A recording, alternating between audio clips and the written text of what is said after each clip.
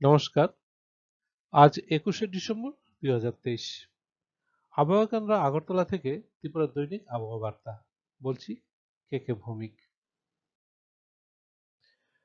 গত ২৪ ঘন্টায় জেলাভিত্তিক বৃষ্টিপাত। গত ২৪ ঘন্টায় ত্রিপুরায় শুষ্ক আবহাওয়া পরিলক্ষিত হয়। গত ২৪ ঘন্টায় তাপমাত্রার দৃশ্যপট। সর্বোচ্চ তাপমাত্রা।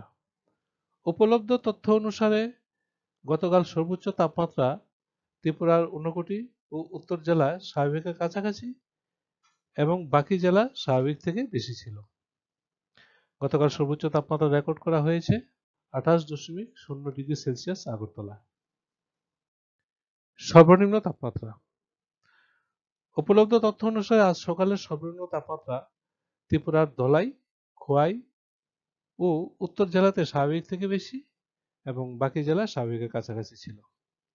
আজ সকালে ত্রিপুরার সর্বনিম্ন তাপমাত্রা রেকর্ড করা হয়েছে ১২.৮ ডিগ্রি সেন্টিগ্রেড সিপাহীজলাতে।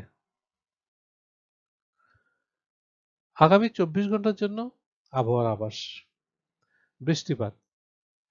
আগামী ২৪ ঘন্টায় ত্রিপুরায় আবহাওয়া শুষ্ক থাকবে।